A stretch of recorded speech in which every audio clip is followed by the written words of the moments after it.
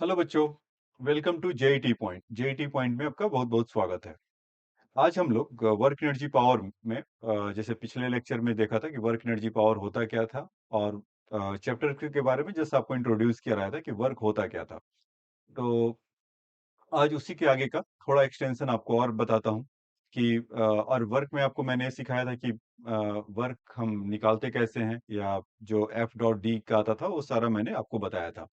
तो आप उसमें आज के इसमें एक्सटेंशन में आप ये देखेंगे कि सपोज एक बार आपको और ब्रीफ कर देता हूँ कि अगर मान लीजिए कि अगर कोई मास एम है और इस पे जब हम फोर्स एफ लगाते हैं, तो उसके चलते यहाँ पर इसके पोजीशन में चेंज होना जरूरी होता था, या एक्सटर्नल फोर्स जब लगे, अगर फोर्स लगाना ही काफी काफी नहीं होता था, उसमें मूवमेंट होना जरूरी होता था।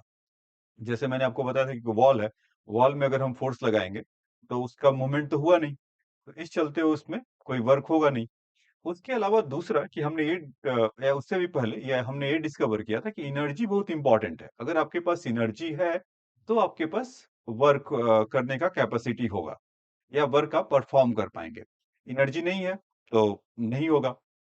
तो बेसिकली जैसे मान लीजिए कि इस अगर मास एम है और इस पर हम फोर्स अगर F लगाते हैं, तो अभी तक के हमने जो डायनेमिक्स वगैरह से जो समझा था कि अगर हम फोर्स लगाएंगे तो mg है या वगैरह वगैरह, स्मूथ प्लेन है, फ्रिक्शन है, क्या है, उसके भी अलावा एक कदम और आगे बढ़कर अब देखेंगे कि एनर्जी का क्या रोल है। क्योंकि अभी जितना भी हम फोर्स वगैरह भी लगा पाएंगे, एक्सटर्नल फोर्स है, वो कहाँ से आता है। आप देखेंगे मतलब आपके पास एनर्जी, वो लगाने वाला उसके पास एनर्जी कितना है। या कोई व्हीकल चल रहा है तो उसमें चलाने के लिए क्या है, इंजन है, और इंजन को चलाने वाला पेट्रोल है। फिर वैसे ही अगर आप करंट इलेक्ट्रिसिटी का देख लीजिए, जितना भी मैकेनिकल वर्क परफॉर्म हो रहा है, तो कहीं ना कहीं वो पहले से एनर्जी स्टोर कर रहा है और उसके चलते हम वर्क कर रहे हैं। अगर यहाँ पर देखें कि अगर एफ फोर्स लगा रहा था तो उसके चलते ये कुछ इसमें मूवमेंट हुआ, तो जो लगाने वाला है उसके पास एनर्जी ज्यादा है। ठीक है, मतलब ब्लॉक का कभी भी एनर्जी, अगर ऐसे मतलब कहूँ कि energy can be neither be created not be distorted, तो ये सही बात होगा। तो मतलब ये होता ही है। एनर्जी को हम क्रिएट नहीं कर सकते, बस केवल फॉर्म बदलता है। जैसे मान लीजिए कि अगर ये ब्लॉक है तो इसका जितना एनर्जी है पहले भी अभी भी इतना ही रहेगा। अगर इस पे हमने फोर्स लगाया तो इसके चलते कुछ मूवमेंट हुआ, तो इसका एनर्जी तो इंक्रीज करने लगा। लेकिन इस और हम मतलब कि अगर ऐसा फिर जो फिजिक्स का लॉ कहता है कि किसी भी के पास नेट एनर्जी वो पहले जितना था उतना ही रहेगा। तो अब ये चला क्यों, क्योंकि इसके पास एनर्जी ज्यादा हुआ। तो एनर्जी ज्यादा हुआ तो क्या करेगा, एनर्जी समवेयर तो कहीं ना वो करेगा, तो इन द फॉर्म ऑफ वो मूव करते हुए आपको दिखाई देगा, काइनेटिक एनर्जी में होगा। अच्छा, जो मास का है वो काइनेटिक एनर्जी उसका बढ़ रहा होगा, और जो लगाने वाला है उसका काइनेटिक एनर्जी, उसका जो एनर्जी कम हो रहा होगा। मतलब पूरे एक पर्टिकुलर सिस्टम में अगर इसका तो अभी बढ़ रहा होगा, लेकिन यहाँ से इसका डिक्रीज हो रहा होगा। तो एक का इंक्रीज हुआ, दूसरे का डिक्रीज हुआ, तो सम टोटल देखेंगे तो जीरो ही रहेगा। ये सब बातें हमने एनर्जी के लिए ये सब देखा था। और उसमें डिस्कवर किया था कि F equal to sorry work equal to F dot D, vector के फॉर्म में और स्केलर क्वांटिटी होता था, और डी डब्ल्यू इक्वल टू इसका जो एफ डॉट डी एक्स होता था। ये दो बातें हमने देखा था इसमें। ठीक है, तो आज हम उसी का और कुछ क्वेश्चन लेंगे यहाँ से। और ठीक है, तो आ जाइए। क्वेश्चन एक ये है, ये कह रहा है कि body pulls a 5 kg block 20 meter long, a horizontal surface at a constant speed with a force directed 45 degree above the horizontal. If the coefficient of kinetic friction is 0.2, how much work does the body do on the block? So, how much work does on the body, how much body do on the block? तो ये कुछ ऐसा है बच्चों, 5 kg का है। इसमें ऐसा, और इससे फोर्स कैसा लगा रहा है, 45 डिग्री से कुछ ऐसा, और इसका 20 कॉस 45 डिग्री, और यहाँ से 5g नीचे की तरफ है, नॉर्मल फोर्स ऊपर की तरफ है, और यहाँ से 20 sin 45 डिग्री। अगर इस फोर्स को रिजॉल्व कर लिए तो ऐसा होगा। अब इस बार नॉर्मल फोर्स भी वर्क डन के रोल में होगा, ऐसा क्यों? क्योंकि अभी तक आप जो देखे थे स्मूथ वाला था, तो हम पीछे से जानते हैं ना कि ये जो वर्क डन आपका है, मतलब कि जो फोर्स लगाएंगे, तो उसके चलते अगर रफ सरफेस है तो फ्रिक्शनल फोर्स इधर पीछे की तरफ लगेगा, ऐसा ही होगा। तो अभी हम देखें कि नेट फोर्स जो अभी लग रहा है वो कितना कितने के चलते हो रहा है, मतलब यहाँ पर फोर्स लगाया इसके चलते कुछ क्वेश्चन में तो यही बोला है कि 20 न्यूटन का, नॉट 20 न्यूटन, इस 20 मीटर का कुछ मूवमेंट होगा। तो हम ये देखें कि एक्चुअल में फोर्स कितना वो हो रहा है, उसके चलते जो वर्क होगा या जो उस फोर्स के चलते जो मूवमेंट होगा वो इसके वही रिस्पॉन्सिबल होगा उसके वर्क डन के लिए। आपको वही देखा था ना कि इसका डेफिनेशन क्या था कि वर्क डन का, कि सपोज कि आप कोई फोर्स लगाते हैं और उसी डायरेक्शन में उसका मूवमेंट होना जरूरी है। अगर फोर्स परपेंडिकुलर लग रहा है, जैसे देखिए 5G ऐसे नीचे लग रहा है या नॉर्मल उधर लग रहा था, तो इन लोग का परपेंडिकुलर वाले फोर्स का कोई रोल नहीं है, हाँ पहले तक। लेकिन अब क्या किया कि रफ कर दिया तो इसके चलते फ्रिक्शन लगने लगा, तो अब इस पे जो इसका जो मास होगा, जो इनर्शिया होगा, वो हैंडल कर रहा होगा। तो देखते हैं कि नेट फोर्स क्या है, तो इसको लॉस ऑफ मोशन से समझना हमें आसान था। ऐसे कि अगर इस पे नेट फोर्स अगर देखा जाए तो यहाँ से क्या कितना हो जाएगा, 20 cos 45 degree equal to frictional force.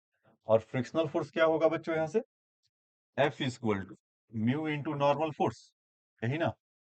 तो F इक्वल टू म्यू नॉर्मल फोर्स हमारा क्या आ जाएगा यहाँ से, M5G minus 20 sin 45, 5G minus 20 sin 45 degree, ऐसा। तो ये फ्रिक्शनल फोर्स को वहां रखते हैं।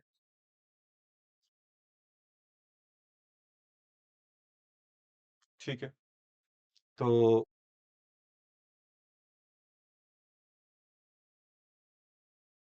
देखिए, तो इसमें अगर हम अगर अभी कैलकुलेट करेंगे तो ये इसमें ये हो सकता है कि इसको क्यों ना जो एफ जो वैल्यू आया है नेट फोर्स निकालने के लिए, तो वो कितना होगा, 20 cos 45, जैसे यहाँ पर 20 cos 45 माइनस फ्रिक्शन करेंगे तो गड़बड़ हो जाएगा ना, क्योंकि आमने सामने आपस में इक्वल होगा।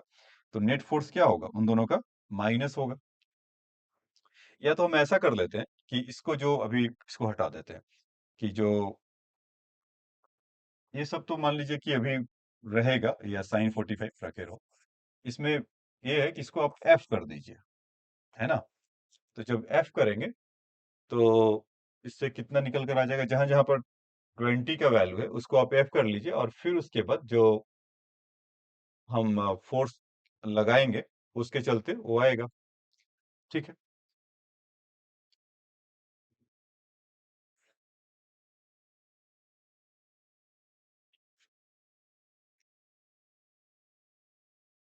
ठीक है।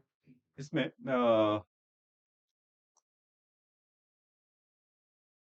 20 sin 45, 20 sin, फोर्स का वैल्यू तो गिवन नहीं है।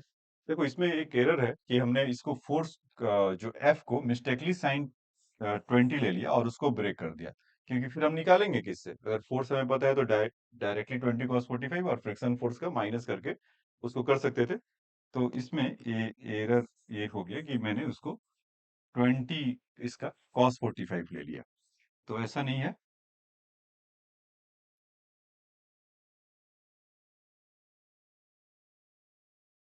देखिए इसमें फिर से इसको ऐसा कर लेते हैं कि अगर 5 kg का ब्लॉक है, ठीक है बच्चों, और यहाँ से एफ है, इसने बोला कि body is pull the 5 kg off block 20 meter along the horizontal surface at constant speed। Constant speed का मतलब तभी उसका एक्सेलरेशन जीरो हो गया था। If the force is directed 45 degree above the horizontal, if the coefficient of kinetic friction is 0.2, how much work does the body do on the block। तो इसको F हमें नहीं था, मैं इसको 20 न्यूटन नहीं, मतलब कि वो दिया ही नहीं था, वो 20 मीटर था डिस्टेंस, तो उसमें मुझे मिस इंटरप्रेट हो गया, ये 20 मीटर ही है। तो यहाँ से 5G तो नीचे की तरफ लगेगा जो कि तय है, और नॉर्मल फोर्स इधर लगेगा, और इसका ये वाला कंपोनेंट एफ कॉस, मान लीजिए कि फोर थीटा कर लेते हैं, बाद में इसका वैल्यू पुट कर देंगे, कॉस थीटा, और ऊपर की तरफ ही एफ साइन थीटा होगा, और फ्रिक्शन फोर्स इस डायरेक्शन में होगा एफ। अब इक्विलिब्रियम में है तो यहाँ से इक्विलिब्रियम में तो नहीं, मतलब कि इसका, हाँ मतलब कि वैसा कोई नेट फोर्स तो उस पर नहीं लग रहा है, क्योंकि उसपे क्या है, वेलोसिटी कांस्टेंट वेलोसिटी से जा रहा है, जैसा क्वेश्चन में मेंशन किया हुआ है। तो हम यहाँ से बोल सकते हैं क्या कि v cos theta minus frictional force equal to 0। तो f cos theta minus frictional force, frictional force की जगह पे आप ऐसा लिख सकते हैं म्यू इंटू नॉर्मल फोर्स। तो नॉर्मल फोर्स क्या आ जाएगा यहाँ से, 5g minus F sine theta, minus F sine theta equal to 0। तो अब वहां से 5g minus F sine theta, capital F वाला, तो यहाँ से एफ को अगर कॉमन लेंगे तो यहाँ से कितना आ जाएगा, cos theta plus mu sine theta equal to mu 5g, ऐसा। तो एफ इक्वल टू कितना आ जाएगा, mu 5g upon cos theta plus mu sine theta. तो इसको, अब हमारे पास फोर्स आ गया, अब फोर्स आया। तो अब हमें जो वर्क निकालना होगा, तो वर्क डन कितना हो जाएगा, जितना भी इसका डिस्टेंस है 20 मीटर। तो mu into 5g upon cos theta plus mu sine theta into 20, या जितना भी डिस्टेंस है। इन जनरल मैं आपको बता देता हूँ कि क्या होगा कि mu whatever the mass होगा उसका, अगर M G cos theta plus mu sine theta, अगर डी डिस्टेंस है तो यहाँ से इसका वर्क कहा जाएगा। ठीक है बच्चों, तो ये आपका एक्सप्रेशन था कि W equal to mu times M G D upon cos theta into mu sine theta. और उसका वैल्यू जहां तक रखना है, तो उसका वैल्यू अगर रखिए तो म्यू का वैल्यू कितना है, यहीं पे रख देते हैं। इस 0.2 था, मास कितना था 5, तो 50 हो गया। जी का वैल्यू अगर 10 ले ले तो, और डी डिस्टेंस 20 मीटर था, अपॉन यहाँ से साइन थीटा कॉस थीटा, इन दोनों का वैल्यू 1/√2 है, तो 1/√2 कॉमन ले लेते हैं। तो म्यू का वैल्यू 0.2 है, तो कितना हो गया 1.2 इंटू 1/√2, ऐसा हो जाएगा क्या। तो इसको आप यहाँ से देख पा रहे होंगे कि 6 हो गया, और ये हो गए 1000। तो 1000/6 अगर करेंगे तो 500/3 हो जाएगा, 500/3 इंटू √2। तो इसका आप ये यहाँ तक लाके मैं छोड़ दे रहा हूँ, यहाँ से तो आप लोग कैलकुलेशन इसका कर सकते हैं। 500/3 का अगर वैल्यू देखेंगे तो 1.67 होगा, और उसका √2 का 1.414। तो उसमें मल्टीप्लाई करिएगा, आंसर आपके घर पे आ जाएगा। तो ये तो इसका ये पार्ट का आंसर फर्स्ट था। अब आ जाइए इसके दूसरे क्वेश्चन में चलते हैं।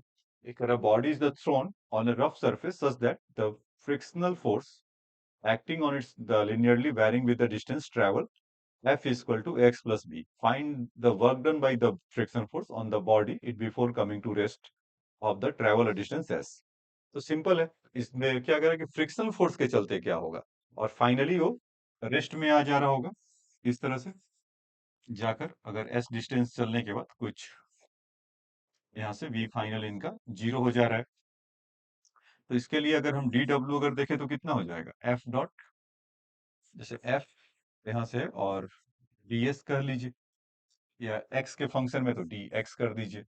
तो जो फोर्स है वो क्या है, ए एक्स प्लस बी है इंटू डी एक्स। अब इसको इंटीग्रेट कर देते हैं, तो कितना हो गया एक्स प्लस बी के लिए, तो a x square plus a x square by 2, और यहाँ से अपर लिमिट लोअर लिमिट कर देते हैं।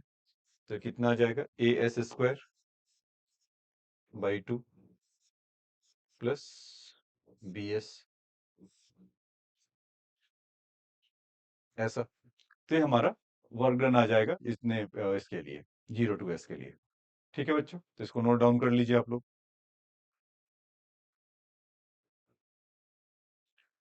अब देखिए next question, force varying with the distance is given as a function of f is equal to a times e raised to the power minus bx act on the particle of mass m moving in a straight line. Find a work done on the particle and its the displacement from the origin to a distance d. ठीक है, मतलब कि origin पे पहले था distance d equal to, और यहाँ से d इक्वल टू d पर आ रहा है।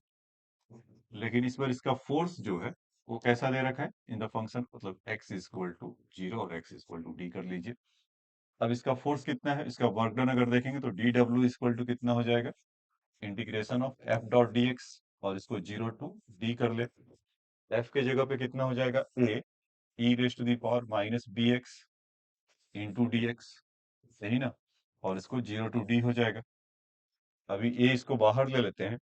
अच्छा, इंटीग्रेशन इसके e raise to the power x का इंटीग्रेशन आपको बताया गया होगा।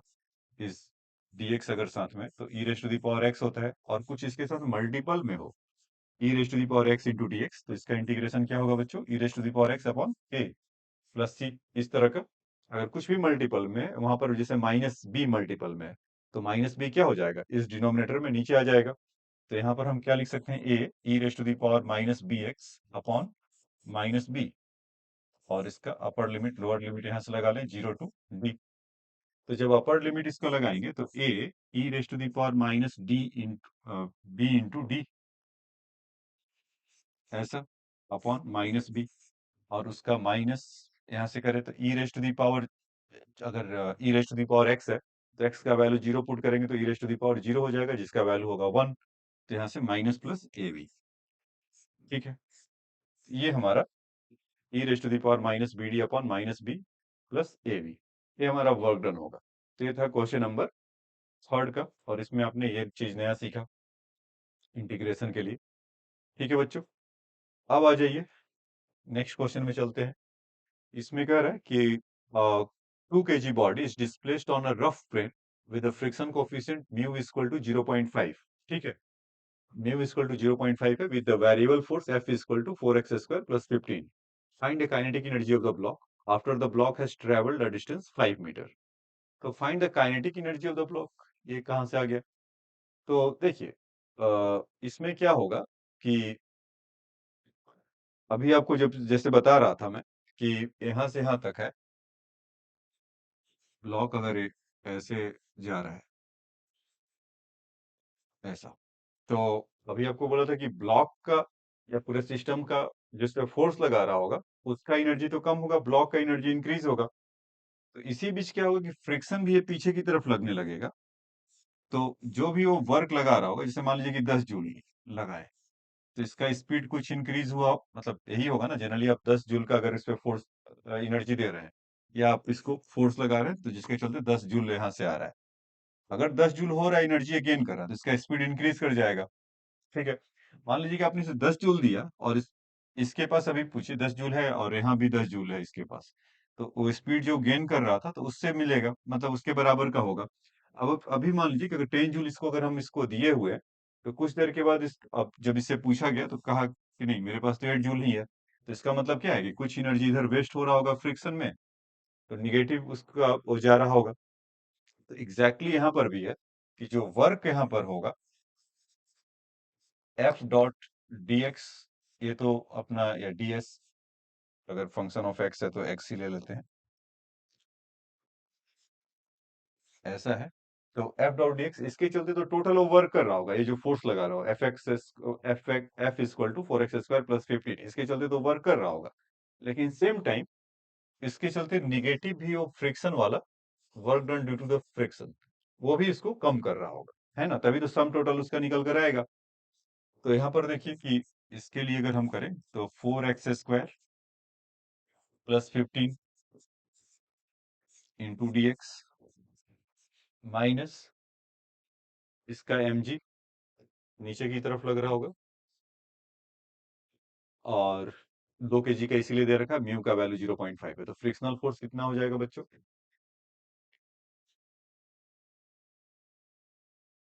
फ्रिक्शनल फोर्स हमारा म्यू mg, तो 0.5 इंटू इसका कितना था 2 kg, तो 20 हो जाएगा। और कितना डिस्प्लेसमेंट है 5 मीटर, ये। और इसको जब 0 to 5 अगर इसका लिमिट अगर लगा दें, तो 4x स्क्वायर का इंटीग्रेशन कितना हो जाएगा, 4x³ प्लस 15x, 0 to 5 हो जाएगा। और यहाँ से इसका वैल्यू देख लीजिए, तो ये 100 और इंटू 0.5, तो कितना हो गया 50।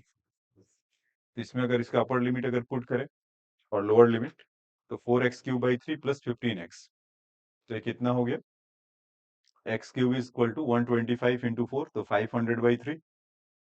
तो 500/3 तो ये हो गया इसमें, मतलब यहाँ पर मैं वैल्यू पुट करके दिखा रहा हूँ। और 15 × 5, तो 15 × 5 इज 75 हो जाएगा, ऐसा, -50। तो ये अपर लिमिट और लोअर लिमिट अगर इसका रखेंगे तो जीरो का तो जीरो हो जाएगा, -50 था तो यहाँ पर इसको रख लिया। तो 500/3 इज 167, और 75 माइनस 50 इज 25 होगा। तो आप इसको यहाँ पर कुछ जैसे भी लिख सकते हैं, 167.67 -50, सॉरी, माइनस इज +25 ना, ओनली +25, बिकॉज कि 75 माइनस 50 कितना हो जाएगा, 25 ही होगा। तो 160 प्लस 1.66 या 67 इसको लिख लिया। तो तो ये कितना आ जाएंगे आपके 192 के आसपास, 192.67 जूल। तो ये जो एनर्जी यहाँ पर हुआ, तो अभी तक जो फोर्स लगा तो उसके बाद क्या हुआ, एनर्जी अप हो गया। अभी उसी पर अभी इसको जैसे ही फिनिश होता है तो वर्क एनर्जी थ्योरम आपको काइनेटिक एनर्जी के बारे में बताएंगे, और काइनेटिक एनर्जी के पूरा उसके बारे में बताएंगे, सारा उसका आरती उतारेंगे। तो ये तो बच्चों इसका था क्वेश्चन नंबर 4, इसका कि जो 4x² और इस तरह का था। ठीक है, तो ये समझ में आया होगा, तो इसको आप नोट डाउन चाहे तो कर सकते हैं। अब आ जाइए, a body of 4 kg mass placed on the smooth horizontal surface experience a force varying with the displacement of the block as shown in figure 3.7. Find the speed of the body when the force ceases to act on it. Figure इसका कहाँ दिया हुआ है, let me check और को, where is figure. ठीक है बच्चों, फिगर इसका नहीं था तो फिगर इसका यहाँ पर अभी बना कर लाया। तो इसमें क्या कह रहा है कि हमसे a body of mass 4 kg passes through the smooth horizontal surface experience a force varying with the displacement of the block as shown in figure. Find the speed of the body when the force cease. तो देखिए यहाँ पर तो हम मतलब वो क्या कर रहा है कि 4 kg का ब्लॉक है, सिंपल भले ये समझ लो आप, तब उसको आप अच्छे से समझ पाएंगे। तो इस पे अगर फोर्स लगते रहे कॉन्स्टेंटली, और यहाँ पर जब ये आएगा कॉन्स्टेंटली फोर्स लग रहा है, जो फोर्स यहाँ पर था वही फोर्स यहाँ पे लगेगा। ठीक है, तो ऑब्वियस सी बात है ना कि स्पीड अप होगा। कोई मान लीजिए आप यहाँ पर खड़े हैं और कोई आपको पीछे से पुश करे, एक बार पुश किए तो ठीक है, तो थोड़ा सा ऐसे चल के रुक जाएंगे। लेकिन constantly when they will push you, so you will get what, it's the more velocity. और आपको जहां तक आप उसको लेके जो फोर्स लगेगा, what ever your mass times, अगर उसको डिवाइड कर दे तो उसका एक्सेलरेट होगा और वो स्पीड अप होते रहेगा, तो उसका एनर्जी बढ़, मतलब कि काइनेटिक एनर्जी बढ़ते जाएगा। बेसिकली वहां पर उस समय जो कुछ उसका पास एनर्जी होगा वो हमें उसका कर देंगे। तो जो इस पे वर्क किया गया होगा, जो इस फोर्स जो लगाया गया उसके चलते जो इस पे वर्क किया गया, वो एनर्जी किसमें प्रोसेस रहेगा, उसके काइनेटिक एनर्जी में चला जाएगा। तो यहाँ पर वो ग्राफ दिया हुआ है, तो उससे बताए, अब हम जानते थे ग्राफ का अगर अगर फोर्स वर्सेस डिस्टेंस का अगर है या डिस्प्लेसमेंट का है, अगर हम उसका एरिया निकाले तो क्या देगा, वर्क डन ही देने वाला है। तो क्यों ना इसका हम वर्क डन निकाल लें, और जो इस पे वर्क करेंगे वो सब किस में कन्वर्ट होगा, काइनेटिक एनर्जी में। अभी उसी पर आएंगे और इसको समझाएंगे आपको कि ये कैसे होगा। ठीक है, तो आ जाइए इसमें फटाफट इसका एरिया फाइंड आउट कर लिया जाए। तो एक तो आपका एक ये है, दूसरा एक ये है, इन दोनों के लिए कंबाइनली एक तीसरा मान लीजिए, एक रेक्टेंगल है, और इस ट्रायंगल को मान लीजिए, मतलब 4 पार्ट में इसको आप कन्वर्ट कर सकते हैं। तो इसका फर्स्ट वाले का नेमली इसको A1 A2 A3 मैं यहाँ पे लिख देता हूँ ना, हो तो A1 है, A2 है, और A3 है, और A4 है, ऐसा। तो A1 के लिए आप देखेंगे तो 1/2 इंटू 3 × 30, तो कितना हो गया, 45 जूल। ठीक है, दूसरा A2 के लिए एरिया देखिए, तो ट्रेपीजियम बन रहा है क्या, 30 है और यहाँ पर 420, तो sum of the parallel lines ऐसा होता है, sum of the parallel lines is 50, और उसका जो बेस है इज 1, तो 25 जूल, ऐसा। फिर उसके बाद A3 वाले पार्ट के लिए देखिए, ये रेक्टेंगल है, तो इसका बेस कितना है, 2, और हाइट 20, तो 2 × 20, तो कितना हो गया, 40 जूल, 40 जूल है। और फिर A4 अगर इसका निकालेंगे तो इसका बेस है 2 और हाइट है 20, तो बेस है 2 और हाइट है 20, तो कितना आ गया, 20 जूल। तो देखिए, एक तो ये हो गया, एक ये हो गया, और एक ये हो गया, और एक ये हो गया। तो इन सबको को ऐड कर दीजिए तो कितना आ जाएंगे? 45 plus 25 become your 70, 70 plus 40 is 110, 110 plus 20 is 130। तो अभी हमसे क्या पूछा गया था कि फाइंड इसका वेलोसिटी। तो मतलब जो वॉट एवर इस पे हमने वर्क किया वो किस में कन्वर्ट हो गया होगा? मूवमेंट में। तो मूवमेंट मतलब काइनेटिकली में, तो काइनेटिक एनर्जी में कन्वर्ट हो गया होगा। तो हम काइनेटिक एनर्जी इक्वल टू क्या जानते हैं? हाफ एम वी स्क्वायर, और this thing is equal to 130। और मास इसका कितना है बच्चों? 4 kg। तो 2 से 4 अगर मान लीजिए यहाँ पर रखे होंगे 4, तो 2 आएगा, तो वी स्क्वायर की जगह पर कितना हो जाएगा? 65। और वी इक्वल टू कितना हो जाएगा? अंडर रूट 65 मीटर पर सेकेंड। तो अंडर रूट 65 जितना भी होता होगा 8.1 मीटर पर सेकेंड, आप इसको यहाँ से भी बोल सकते हैं। ठीक है, तो ये तो इस पार्ट का आंसर था बच्चों, कि अगर 4 kg ब्लॉक को अगर इस पे किया तो आपने इसमें टेक्निक सीखा। या आप ये कह लीजिए कि इसका प्री स्टार्ट मैंने किया कि वर्क एनर्जी थ्योरम बताने के लिए।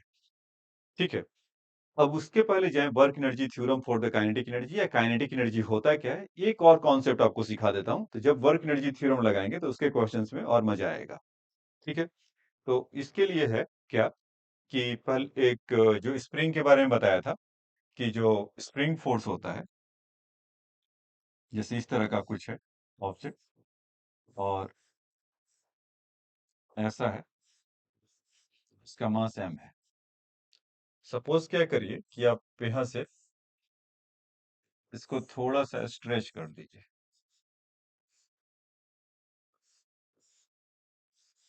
Block m। आप मास इसका m, तो यहाँ से यहाँ तक आप कितना इसमें कर रहे हैं? कुछ x डिस्टेंस ऐसा हो रहा है। तो उसके चलते आपको पता होगा, जो भी अगर कोई फोर्स अगर पुल कर रहा होगा ऐसा, तो अगर उसके चलते एलोंगनेट हो रहा है ये, तो आप इस पे क्या करें कि फोर्स लगा रहे हैं। तो फोर्स लगा रहे होंगे तो क्या होगा? कुछ ना कुछ इस पे वर्क, इसमें मूवमेंट हुआ, एक्स डिस्टेंस चला, तो इस पे हमने वर्क किया। तो वो जितना भी वर्क किया वो किस में जाके स्टोर हो जाएगा? इसके पोटेंशियल एनर्जी में स्टोर हो जाएगा। तो वो तो हम बाद में डिस्कस करेंगे कि what is the potential energy हमारा है। तो हम अभी ये देखें कि हमने जब इसको इस पोजीशन से x इक्वल टू इस पोजीशन से, मतलब यहाँ से और यहाँ से, जब हम यहाँ से यहाँ तक जब मूव कर रहे हैं, तो अगर हमने x डिस्टेंस इसको अगर सपोज एलोंगनेट किया, तो हम इस पे वर्क कितना किए वो तो हम निकाल सकते हैं। ठीक है, एनर्जी को उसको अगर नहीं देखे तो अब ये देखेंगे कि हम जो फोर्स लगा रहे थे तो किसके अगेंस्ट लगा रहे थे? कोई तो उसको रोक रहा था। जैसे मान लीजिए कि अगर ये स्प्रिंग वाला नहीं होता, अगर फ्रिक्शन वाला रहता, जैसे यहाँ पर ऐसे रहता, और इस पे हम फोर्स लगा रहे हैं, मान लीजिए कि अगर अगर इसका एफ का वैल्यू, स्टैटिक फ्रिक्शन अगर 20 न्यूटन है, हम 10-20 जो अगर 10 जो लगाएं, 15-12 ऐसा करते हुए 18-19, जब 20 से जैसे ही थोड़ा सा बढ़ाएंगे तो क्या होगा? वो ओवरकम कर जाएगा उससे फ्रिक्शन फोर्स से, और फिर वो आगे की तरफ मूव करेगा और हम उस पर वर्क परफॉर्म कर पाएंगे। तो वैसा ही यहाँ पर है कि जब एफ इक्वल मतलब कुछ एफ लगा रहे होंगे, तो यहाँ पर आपको पता होता है कि एक रीस्टोरिंग फोर्स एक्टिवेट हो जाता है, और उसका वैल्यू क्या होता है? के एक्स, इस डायरेक्शन में। तो अगर, और इसको क्या बोलते हैं? के को स्प्रिंग कांस्टेंट, और एक्स वेरिएबल है। तो अभी ये किस कैटेगरी का फोर्स लग रहा है? ये हमारा वेरिएबल फोर्स लग रहा है। क्यों? क्योंकि के एक्स का वैल्यू अगर चेंज करेगा तो एफ का वैल्यू चेंज करते जाएगा। एफ इक्वल टू देखिए ऐसा है, माइनस के एक्स अगर ऐसा रख दे, तो इस पे अगर खाली मैग्नीट्यूड की बात करें कि एक्स का, तो इसमें एक्स अगर वेरी मतलब एक्स का व्हाट एवर द वैल्यू कुछ होगा, तो उसके चलते एफ भी तो चेंज करते जाएगा ना। तो अभी हमने देखा था ना दो तरह से, कि जब फोर्स कांस्टेंट होता था तो डायरेक्टली हम एफ इंटू डी लगाते थे, या एफ डॉट डी कर लेते थे, इस तरह का। और दूसरा कि जब फोर्स वेरिएबल होता था वहां पर हमें इंटीग्रेशन का यूज करना पड़ता था। तो जिसके चलते हम इंटीग्रेशन में ऐसा कुछ बताते थे कि integration of F dot D x, और यहाँ पर कुछ अभी लिमिट होता था जो हमने पीछे उसको यूज किया। तो अब आ जाइए कि वेरिएबल, हाँ ठीक है, तो इसमें अगर वेरिएबल फोर्स है तो यहाँ पर एफ डॉट डी एक्स ऐसा कर लेते हैं, एफ की जगह पे के एक्स इंटू डी एक्स ऐसा होगा। तो इसको, ये कांस्टेंट है, एक्स का इंटीग्रेशन अगर लेंगे तो क्या हो जाएगा? X square by two. तो यहाँ से इसका वैल्यू कितना आ गया? 1/2 के एक्स स्क्वायर, ये चीज। तो ये हमारा वर्क इस पे कर रहे होंगे। तो ये बात याद रखिएगा, अगर किसी स्प्रिंग को अगर हम स्ट्रेच करेंगे तो उसमें कितना वर्क कर पा रहे होंगे, हाफ के एक्स स्क्वायर। अगर सेम स्प्रिंग को अगर हम इसको कुछ कंप्रेस कर दें, ऐसे ऐसे ऐसे ऐसे करके, यहाँ से ऐसा सेम ब्लॉक, तो यहाँ पर अगर ये कंप्रेस हो रहा होगा यहाँ से यहाँ तक, एक्स डिस्टेंस हो रहा होगा, तो ये आपका मीन पोजीशन है। इसको मीन पोजीशन लिख देते हैं। अगर मीन पोजीशन से अगर आप एक्स डिस्टेंस अगर स्ट्रेच करते हैं तो कितना वर्क डन करोगे, हाफ के एक्स स्क्वायर। अगर मीन पोजीशन से अगर कंप्रेस करेंगे तो कितना वर्क डन करेंगे, half K X square. Energy, potential energy के बारे में अभी नहीं सोच रहे हैं, उसको अलग से हम डिस्कस करेंगे। अभी हमसे केवल ये इस कॉन्सेप्ट पे होगा, क्यों नहीं हो उसको डिस्कस करेंगे। उसके लिए फिर हमें वर्क एनर्जी थ्योरम के लिए आपको ज्ञान होना पड़ेगा, तो आधा अधूरा ज्ञान आपको अच्छा लगेगा नहीं। तो इसीलिए ये इस मीन पोजीशन से अगर एक्स डिस्टेंस अगर अगर हम खींचेंगे तो वर्क डन कितना होगा बच्चों, हाफ के एक्स स्क्वायर। और मीन पोजीशन से अगर एक्स डिस्टेंस अगर हम फोर्स लगा रहे होंगे, उस फोर्स के चलते कितना वर्क डन होगा, तो हाफ के एक्स स्क्वायर, दोनों केसेस में। तो इसको याद रखिएगा। ठीक है, अगर आपको नोट डाउन करना है तो नोट डाउन भी कर सकते हैं।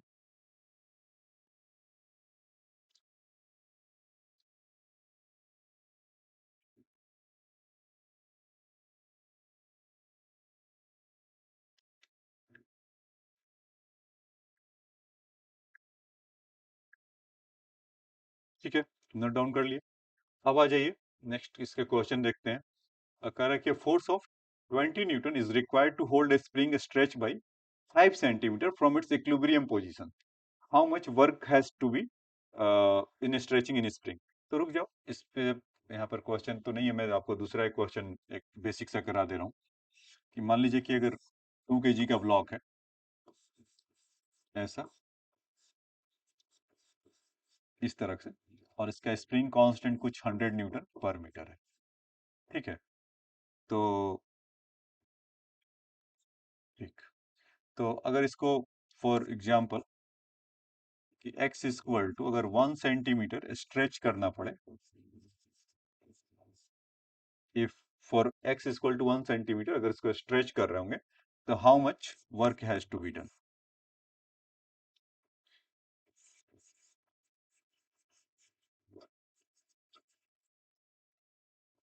To be done. तो देखिए, तो अगर ये फोर्स लगा रहे होंगे यहाँ पर ऐसा, तो